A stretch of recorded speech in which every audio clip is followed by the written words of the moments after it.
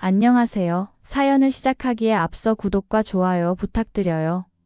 감사합니다. 사연 시작해 볼게요. 엄마는 제가 대학교 때 대장암 진단을 받으셨어요. 처음엔 괜찮을 거라고 하셨지만 2년 후 전이가 되었다는 소식을 들었을 때는 정말 하늘이 무너지는 것 같았어요. 아빠는 엄마가 아프신 동안 정말 헌신적으로 간병하셨어요. 직장도 휴직하고 병원에서 밤을 새우시고 엄마가 좋아하실 만한 음식을 찾아다니셨죠. 엄마가 돌아가신 날 저는 정말 하늘이 무너지는 것 같았어요. 외동딸이라 형제자매도 없었고 친척들도 멀리 살고 계셨거든요. 장례식을 치르는 동안 아빠는 말을 거의 하지 않으시고 그냥 멍하니 앉아 계시기만 하셨어요. 엄마가 돌아가시고 1년이 지났을 때 아빠가 당뇨 합병증으로 쓰러지셨어요. 평소에 당뇨가 있으셨지만 엄마 돌아가시고 나서 술을 자주 드시기 시작하셨거든요. 혈당 관리도 소홀히 하시고요. 어느 날 아침 아빠가 의식을 잃고 쓰러지셨어요. 119에 신고해서 응급실로 모셨지만 이미 너무 늦었어요. 중환자실에서 일주일을 버티시다가 결국 저를 남겨두고 엄마 곁으로 가셨어요. 25에 정말 말 그대로 세상에 혼자 남았어요. 아빠 장례를 치르고 집을 정리하고 보험금을 받고 그 모든 과정을 혼자 해냈어요. 친척들이 도와주시긴 했지만 결국 모든 결정은 제가 내려야 했거든요. 집은 팔았어요. 너무 큰 집에 혼자 있기엔 외로웠고 부모님 추억이 너무 많아서 견디기 힘들었어요. 그렇게 8개월 정도 지났을 때 회사 동료의 소개로 현재 남편을 만났어요. 남편은 저보다 3살 많았고 마케팅 일을 하고 있었어요. 첫 만남부터 정말 다정했어요. 제 얘기를 잘 들어주고 힘들어하는 저를 따뜻하게 위로해 주었죠. 그의 말 한마디 한마디가 메마른 제 마음의 단비가 되었어요. 부모님 이야기를 할 때면 묵묵히 들어주기도 하고 명절이 되면 혼자 있지 말라고 챙겨주기도 했어요. 남편도 아버지는 어렸을 때 돌아가시고 어머니와 단둘이 살고 있다고 했어요. 그래서 더 제 마음을 잘 이해해 주는 것 같았어요. 서로 의지가 되는 느낌이었죠. 시어머니를 처음 뵈었을 때는 조금 긴장했어요. 혹시 저를 못마땅해 하시면 어떡하나 싶었거든요. 하지만 시어머니는 생각보다 따뜻하게 맞아주셨어요. 물론 가끔 말씀이 좀 직설적이실 때가 있었어요. 하지만 저는 그런 말씀들도 이해하려고 노력했어요. 가족이라는 게 너무 그리웠거든요.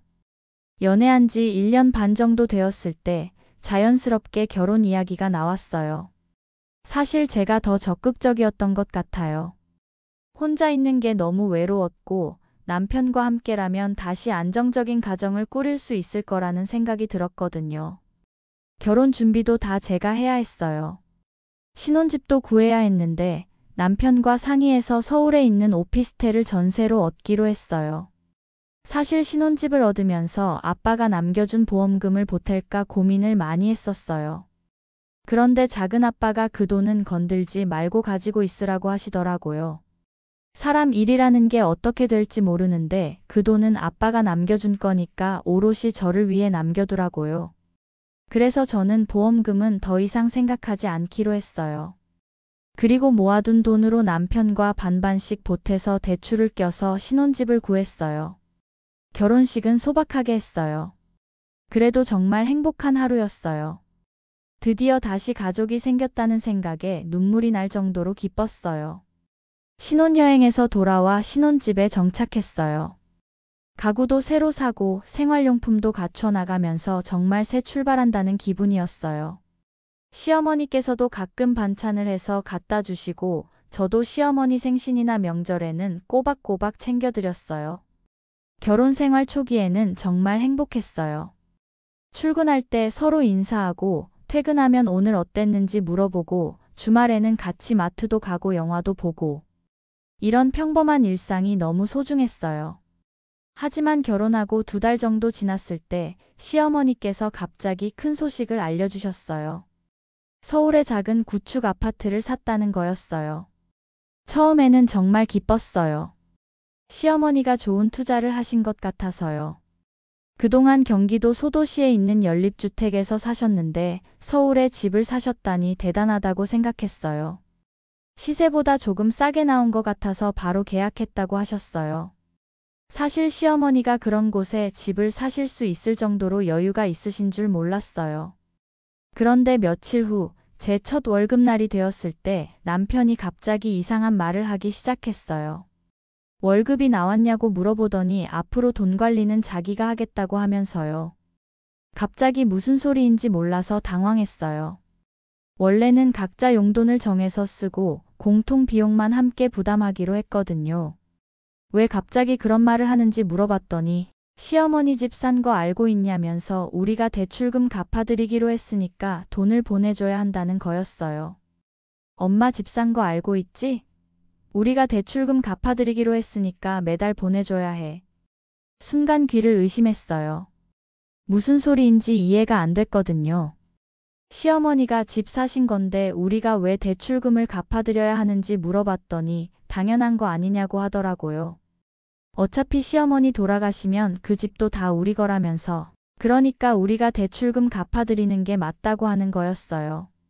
너무 어이가 없어서 말이 안 나왔어요. 시어머니가 본인 명의로 사신 집인데 왜 제 월급으로 대출금을 갚아야 한다는 건지 전혀 이해할 수 없었어요. 시어머니 돈으로 사신 거잖냐. 대출금도 시어머니가 갚으셔야 하는 거 아니냐고 했더니 시어머니가 혼자 어떻게 갚냐고 하더라고요. 연금만으로는 한 달에 150만 원도 안 나오는데 대출원금이랑 이자만 해도 월 200만 원이 넘는다면서요. 그제서야 상황이 보이기 시작했어요. 시어머니가 무리해서 집을 사신 거였어요. 본인 소득으로는 감당할 수 없는 대출을 받으신 거죠. 그러면 애초에 왜 그런 집을 사셨냐고 물어봤더니 그게 중요한 게 아니라면서 이미 계약은 끝났고 우리가 도와드려야 한다고 하더라고요. 며느리도 자식이라면서요. 기가 막혔어요. 며느리라는 이유로 제 월급 전부를 내놓으라는 건가요? 저는 그럴 수 없다고 했어요. 우리도 돈 모아서 집 사야 하고 미래를 위해 저축도 해야 한다고 했더니 지금 시어머니 도와드리면 나중에 그 집이 우리 거가 된다면서 막무가내였어요. 이 문제로 며칠 동안 계속 싸웠어요. 남편은 자꾸 당연하다는 식으로 얘기했고 저는 절대 그럴 수 없다고 했어요. 시어머니께서도 중간에 끼어드셨어요. 어차피 나중에는 다 우리 거가 될 건데 지금 좀 도와주면 어떠냐고 하셨어요. 시어머니까지 그렇게 말씀하시니 정말 어이가 없었어요. 마치 제가 이기적인 사람인 것처럼 몰아가시는 느낌이었어요. 저는 시어머니께 저희도 미래를 위해 돈을 모아야 한다고 상의도 없이 집을 사셔놓고 그 대출금을 저희가 갚아드릴 수는 없다고 말씀드렸어요. 그랬더니 그럼 뭐 어쩌라는 거냐, 집을 포기하라는 거냐고 하시더라고요. 점점 상황이 나빠졌어요. 남편은 저를 이기적이라고 했고 시어머니는 며느리 도리를 다하지 않는다고 하셨어요. 저는 정말 억울했어요. 제가 뭘 잘못했다고 이런 얘기를 들어야 하는 건지. 저는 정말 이해할 수 없다고 시어머니 집 대출금을 갚을 의무가 없다고 그게 하고 싶으면 남편 월급으로 하라고 했어요. 그랬더니 지금 네 돈 내 돈 따지는 거냐면서 계속 절 이상한 사람으로 몰고 갔어요. 왜 제가 보태야 하는지 저는 그 집 사는데 동의한 적도 없고 상의받은 적도 없다고 했더니 저보고 이기적이라고 하더군요. 어차피 나중에 그 집 물려받으면 좋다고 받을 거 아니냐면서요. 정말 어이가 없었어요. 며칠 더 싸우다가 남편이 급기야 욕까지 하기 시작했어요. 진짜 이기적인 년이라면서 결혼까지 했으면서 부모님 도와드리는 게 그렇게 못마땅할 일이냐고. 그럼 왜 결혼했냐고 하더라고요. 저는 너무 놀래서 욕하지 말라고 선 넘지 말라고 했는데 제가 자신을 그렇게 만드는 것이라면서 더 심하게 욕을 하고 저에게 상처가 되는 말도 서슴지 않았어요. 부모도 없고 물려받을 것도 없으면서 뭐가 잘났다고 그러냐면서 부모 없는 고아. 품어줬더니 뭐라도 된 줄 아냐고 하더군요. 그 순간 정말 마음이 식었어요. 이 사람과 더 이상 함께 살 수 없겠다는 생각이 들었어요. 우리 아직 혼인신고 안 한 거 알지? 이제라도 안 늦었어. 여기서 끝내. 그리고 그렇게 갚고 싶은 대출금 너 혼자 갚아. 그랬더니 남편이 난리를 치더라고요. 갑자기 무슨 소리냐고 하면서요. 저는 더 이상 이런 식으로 살 수 없다고, 어차피 혼인신고도 안 했으니까. 우리는 법적으로 부부가 아니라고, 이제라도 나가겠다고 했어요. 갑자기 남편이 완전히 패닉 상태가 되었어요. 갑자기 온순해지면서 잘못했다고 다시 생각해 보자고 하더라고요. 하지만 이미 제 마음은 식어버린 후였어요. 결혼했다는 이유만으로 시어머니의 대출금을 의무적으로 갚아야 한다고 했고, 제가 반대하니까 서슴지 않고 욕까지 했잖아요. 이런 사람과 어떻게 평생을 살 수 있겠어요? 결국 시어머니도 갑자기 말을 바꾸셨어요. 전부는 아니더라도 조금만 보태달라고 하면서요. 하지만 저는 돌아설 생각이 없었어요. 이미 신뢰가 깨져버렸거든요. 시어머니께 죄송하다고, 하지만 더 이상 이 가족과 함께할 수 없을 것 같다고 말씀드렸어요. 그렇게 저는 짐을 싸서 나왔어요. 그 후로도 몇 번이나 연락이 왔는데 점점 심해지는 말들을 듣고 있자니 무섭기까지 했어요. 그 후로 1년 정도 지났을 때 예전 직장 동료한테서 소식을 들었어요. 남편이 시어머니 집 대출금을 혼자 감당하다가 결국 연체가 되었다는 거였어요. 몇 달 연체하다가 은행에서 대출 회수 통보가 왔다고 하더라고요. 결국 그 아파트는 경매에 넘어갔어요. 문제는 낙찰 가격에서 대출원금과 이자, 경매, 비용 등을 빼고 나니까 시어머니와 남편한테 돌아간 돈이 거의 없었다는 거예요.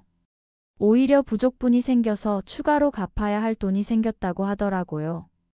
그 소식을 들었을 때 안타깝기는 했지만 제가 그때 결정을 잘했다는 생각도 들었어요. 지금 생각해보면 정말 아찔해요. 만약 혼인신고를 했다면 어떻게 되었을까요? 부부 공동재산이나 연대보증 문제로 저까지 휘말렸을 수도 있었을 거예요. 그 일 이후로 저는 다시 혼자가 되었지만 오히려 홀가분했어요. 제 돈으로 제가 하고 싶은 일을 할 수 있게 되었거든요. 지금은 새로운 회사로 이직해서 연봉도 올랐고 남은 돈으로는 투자도 하고 여행도 다니면서 제 인생을 살고 있어요.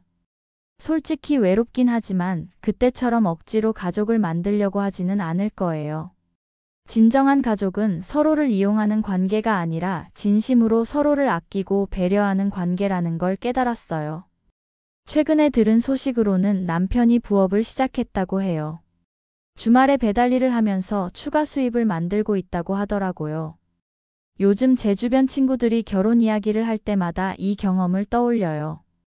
겉으로는 좋은 사람 같아 보이고 사랑한다고 말해도 정말 중요한 순간에 그 사람의 진짜 모습이 드러나는 것 같아요. 남편도 연애할 때는 정말 좋은 사람이었어요. 다정하고 배려심도 있고 제 아픈 과거를 이해해주는 것 같았거든요. 하지만 결혼하고 실제 이해관계가 얽히니까 완전히 다른 사람이 되어버렸어요. 지금은 이 모든 일이 제게 좋은 경험이었다고 생각해요. 힘들었지만 덕분에 많은 걸 배웠거든요. 특히 경제적 독립의 중요성을 절실히 깨달았어요. 만약 제가 경제적으로 의존적인 상황이었다면 어떻게 되었을까요? 아마 어쩔 수 없이 따라가야 했을지도 모르겠어요. 물론 그때 작은 아빠의 조언이 없었다면 아빠가 남겨준 보험금마저 위험했을지도 모른다고 생각하니 아찔해요. 그래서 지금은 큰 일이 있을 때마다 작은 아빠와 상의하는 버릇이 생겼어요. 이번 일을 겪으며 작은 아빠께서 저에게 신경을 못 써준 것 같다고 많이 미안해 하셨거든요. 그래서 작은 아빠가 이제는 저도 딸이라며 챙겨주시려고 하는데 덕분에 지금은 그때처럼 외롭진 않아요. 이제는 제 주변 친구들에게도 항상 경제적 독립의 중요성을 강조해요. 특히 결혼을 앞둔 친구들에게는 더욱 그래요. 사랑만으로는 안 된다고, 경제관념이 안 맞으면 정말 힘들다고, 결혼하기 전에 돈에 대한 이야기를 솔직하게 해보라고 말해요. 그때 상대방의 진짜 모습을 알 수 있거든요. 친구들은 제 이야기를 들으면서 놀라는 경우가 많아요. 이런 일이 실제로 일어날 수 있다는 걸 상상하지 못했거든요. 정말 그런 일이 있었냐고, 시어머니가 집 사면서 며느리 월급으로 대출 갚으라고 했냐고, 혼인신고 안 한 게 정말 다행이라고 하더라고요. 만약 했다면 어떻게 되었을까 싶다고요. 가끔 언제 재혼할 거냐고 묻는 친구들도 있지만 지금은 그런 생각이 없어요. 혼자서도 충분히 행복하거든요. 물론 언젠가는 정말 좋은 사람을 만날 수도 있겠죠. 하지만 그때는 정말 신중하게 결정할 거예요. 최소한 1년 이상은 연애를 하면서 상대방을 충분히 알아볼 거고, 특히 돈에 대한 가치관은 꼼꼼히 확인할 거예요. 그리고 절대로 성급하게 결혼하지 않을 거예요. 외로움 때문에 혹은 가족이 그리워서 서두르지 않을 거예요. 그런 마음으로 서둘렀다고 느낀 게 많거든요. 비싼 수업료를 낸 셈이지만 앞으로도 저는 제 인생의 주인공으로 살아갈 거예요. 제 긴 이야기를 끝까지 들어주셔서 감사합니다. 구독과 좋아요, 알림 설정까지 잊지 마세요.